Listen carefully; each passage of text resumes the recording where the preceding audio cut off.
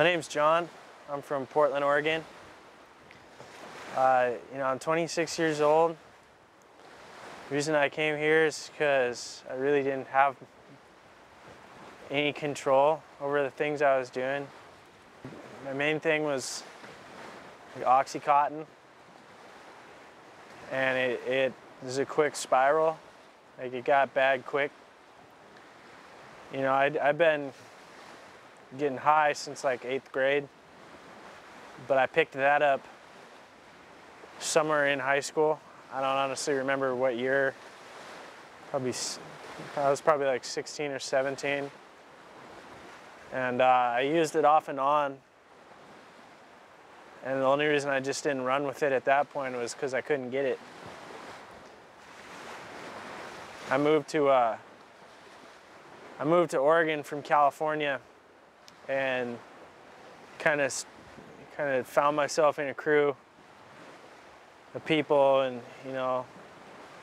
and things became a lot easier to get a hold of. And that's really when I started to go downhill. I started doing various types of crime for it. I got dragged into a lot of things. I skated trouble more times than the times I've gotten caught. It's just not been, it turned into something I just couldn't deal with. The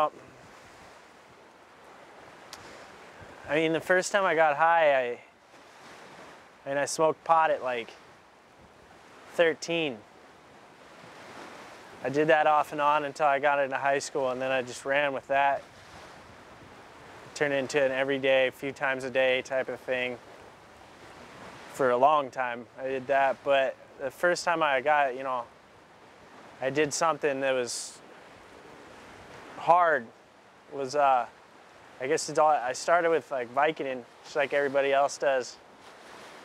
And I'd take a few, and I'd feel good, and then inevitably you got to take more and more. And once I finally got into that group of people that I was in, it's when Oxycontin became available and easy to get a hold of, real easy. And I'd never really messed with it because I'd always heard like Oxycontin this, Oxycontin that. You don't want to do that, But then I just said screw it, and I tried it. And from that point on, that was the one. That's what I wanted to do. I didn't, I'd still smoke weed every now and then, but my main concern was getting Oxycontin. It was a real quick, it grabbed a hold of me real quick, and I never admitted to it because like everybody else, I'd pretty much do whatever it took to get my drugs. And so it took a long time before I actually felt like a withdrawal. I felt how sick it was getting me. I felt like it was just, it took a long time before I really experienced like the downside of it, aside from the fact that I was clearly a different person, but I couldn't tell that, I was high. And it was nuts. It was real quick. It's like I started one time, I did 20 milligrams, and then within 2 months I was doing 3, 4, 80 milligram oxys a day. It started to get real expensive, started to get a little bit unmanageable, and then inevitably I went to heroin. And I started with that. I didn't do that for very long, but you don't need to. That was when it's just like, it was full on bad. Like, I knew this was bad, and I knew that, every day that I went, I got like a gram or whatever, that I was like killing myself. Like, I was really like, this is where, I always thought like, this is where you told yourself as a little kid you would never be. And that's exactly where I was, and I don't wish that upon anybody. What made me decide to come here was I finally slipped up. I finally got caught. It took a while. It took quite a while, actually. You know, I ducked and dodged many things that, you know, should have came my way or did come my way, and I was able to skate through it and just come out without a scratch. But one particular day, I took a lot of pills. I took a lot, and it was something new too. It wasn't Oxycontin. I took like a handful of Xanax, and I ended up, you know, with my car in the ditch. I was on my way to do something stupid, ended up with my car in the ditch, tried to get out of the ditch because I knew I was screwed at this point. I had a full bottle of pills right next to me. I had weed in the car. I had all sorts of things that I shouldn't have had. The neighbors came out. This was like a couple miles from my parents' house. I was, you know, I was getting some stuff from like where I was storing the stuff from my last apartment to take it down to my new apartment. I was real high, and I was on my way to do, you know, something stupid as well. And I crashed. I crashed the car. You know, I took a corner too hard. I ended up with the nose of the car down in a ditch. I tried to back out of it. I wasn't going to be able, I couldn't get the car out. The car was just screwed. And the neighbors came out. And they didn't like me anyway, because I used to, you know, speed up and down that strip. And so they, you know, they immediately called the ambulance, and then I was like, no, I don't need the ambulance, because I'm trying to get away from this. I'm trying to just be like, I'm walking home, whatever, I'll get a tow truck or whatever. And they're like, no, you should get an ambulance, because I did. I crashed the car pretty good. The airbag didn't come out, but from what I remember, I bounced my head off the steering wheel pretty good. I kind of had like a knot or something on my forehead. It's kind of all blurry, but the ambulance came. I refused the ambulance, and so they got suspicious and called the cops up there. The cops came, they breathalyzed me. I wasn't drunk, so they really didn't know what to do with me or what was going on until they found the whole bottle of Xanax in the car, and then proceeded to search the car, and they found some weed, some needles. And at that point, I just knew I was screwed. I was like, whatever, let's go. And that was that. I went and I got arrested. I was actually booked and released, which was a surprise to me, because every other time I've ever gotten arrested, I ended up getting locked up for a little while. Booked and released me. I got picked up, and I went and I got more high. And then months passed, and I kept talking to my lawyer, like, how the hell am I gonna get out of this? And he said, I got 2 places for you. You can either go this place called Habilitat in Hawaii that's 30 months, or you can go to St. Jude in New York.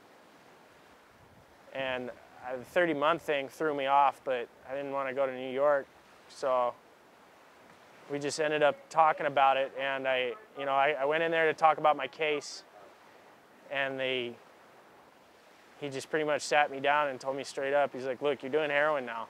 Like, it's no longer like the last time you got arrested, you're smoking weed and drinking. So it's beyond your control now. Like, you're stupid if you don't go.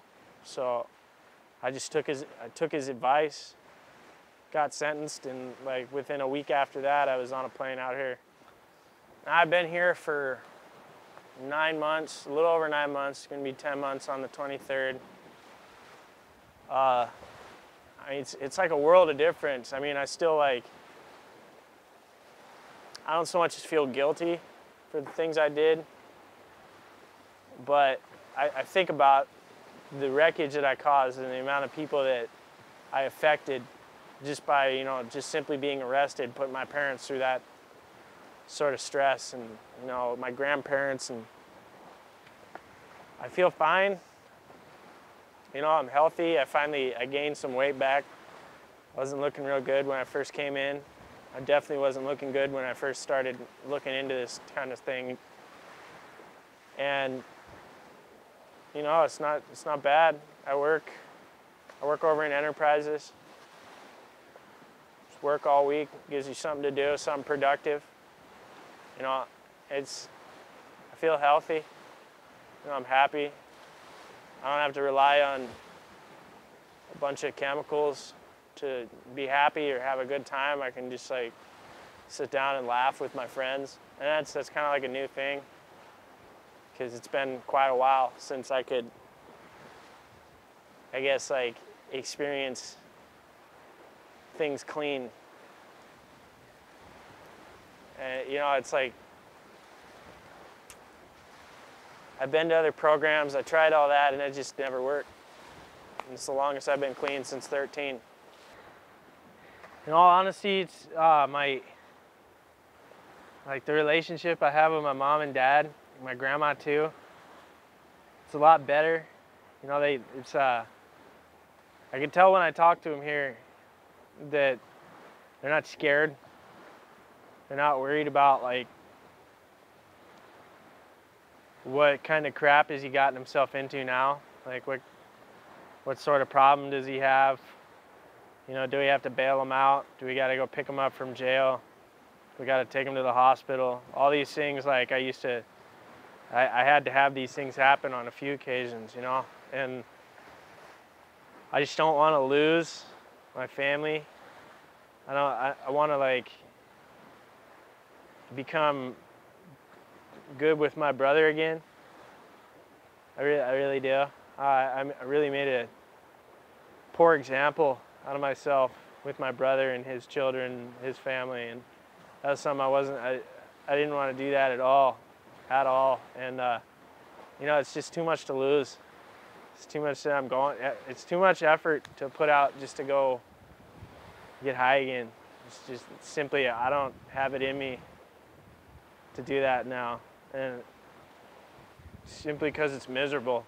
It's a really crappy existence, having to like wake up and that's first things first every day. It's the first things first, and I ain't doing nothing until that happens. And what am I gonna have to do to get that? Is something I don't ever want to have to go through that again. I mean, I was never raised to be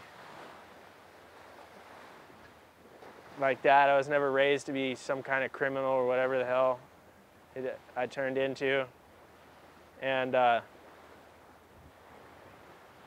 just want to go, and not necessarily go back, because you can't go back, but I want to I want to start up where I left off before I got all involved in everything that I was involved in. So that's really about it. I just don't want to lose everything I've gained so far. Put in too much effort.